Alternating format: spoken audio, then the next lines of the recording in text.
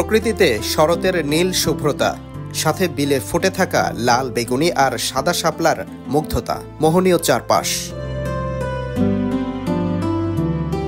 ময়মনসিংহের ত্রিশাল উপজেলার চেচুয়া বিল, এটি শাপলা বিল নামেই বেশি পরিচিত, কারণ বর্ষা মানেই এখানে মনোরম পরিবেশ, নানা রঙের শাপলার গালিচা। তাই তো প্রকৃতি প্রেমীদের বেড়েছে ভিড়, নৌকা নিয়ে ঘুরছেন বিলে, উপভোগ করছেন অপরূপ সৌন্দর্য। বাচ্চারা এখনো প্র্যাকটিক্যালি এটা দেখে ওরা বুঝতেই পারে না যে শাপলা ফুল শুধু ওরা বইয়েই সীমাবদ্ধ, কিন্তু এটার যে এত সৌন্দর্য, এখানে এসে আসলে আমরা মুগ্ধ হয়ে গেছি।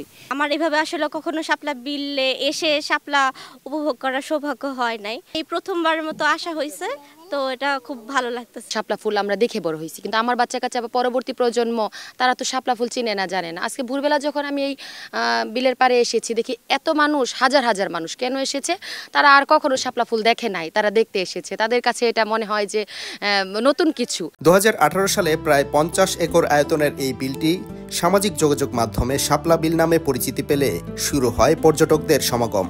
স্থানীয়দের দাবি, সুষ্ঠু ব্যবস্থাপনা ও সরকারি পৃষ্ঠপোষকতা পেলে এই বিলে পর্যটক বৃদ্ধির পাশাপাশি সৃষ্টি হবে কর্মসংস্থান।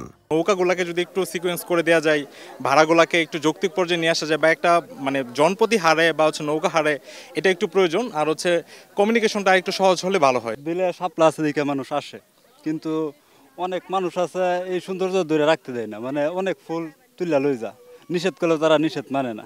প্রতিদিন শাপলার সৌন্দর্য উপভোগ করতে এসে নিষেধাজ্ঞা অমান্য করেই অনেক পর্যটক তুলে নিচ্ছেন শাপলা, আবার স্থানীয়রাও বিক্রি করছেন বাজারে।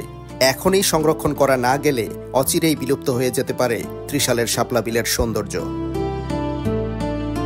Sadiqur Rahman, star news, Mymensingh.